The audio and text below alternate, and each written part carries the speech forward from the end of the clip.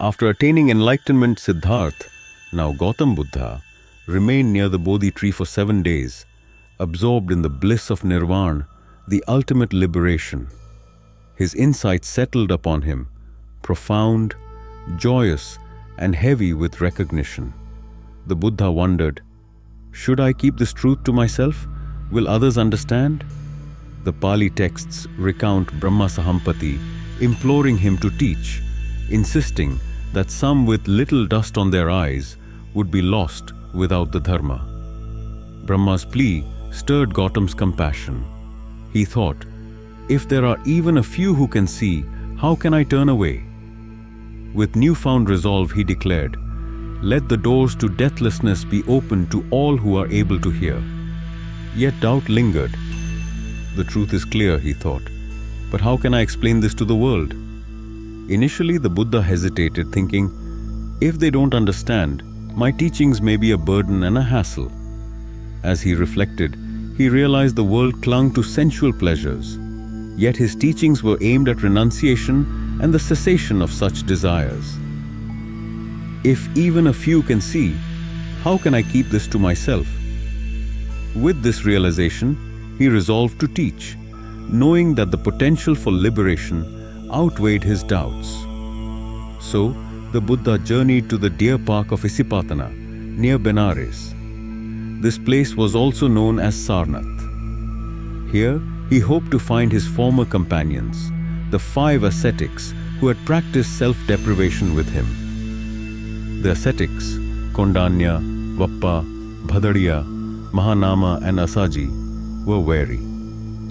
They saw him approach but remembered when Siddhartha had broken off his ascetic practice, accepting nourishment.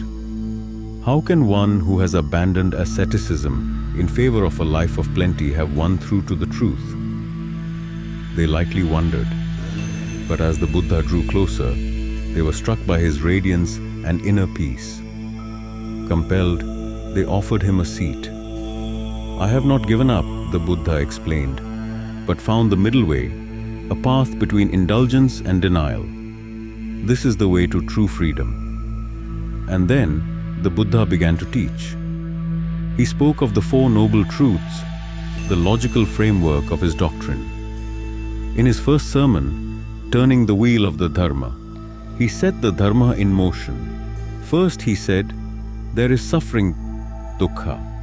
All life involves suffering, birth, aging, illness, death, and unfulfilled desires. The Buddha continued, second, there is the origin of suffering, Samudaya, craving and attachment. This craving is not just for sensual pleasures, but also for power, fame, and even for the continuation of existence. Third, the Buddha said, suffering can cease, Nirodha. By letting go of craving, suffering can end, and we can achieve true peace. Finally, the Buddha spoke of the path to end suffering, Magga, the Noble Eightfold Path. He said, right understanding, right thought, right speech, right action, right livelihood, right effort, right mindfulness, and right concentration. These are the steps that lead to liberation. As the Buddha spoke, Kondanya listened, skeptical at first. Could this middle way truly lead to liberation? But as the 4 noble truths unfolded, doubt faded.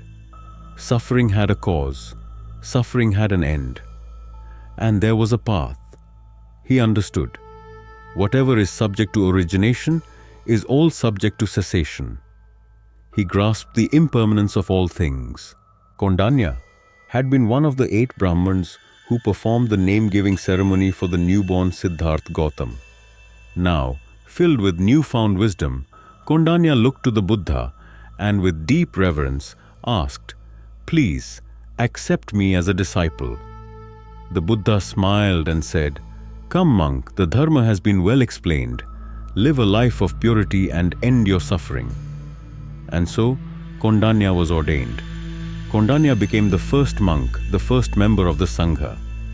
The wheel of Dharma had begun to turn, spreading the Buddha's teachings far and wide, bringing hope and wisdom to countless lives.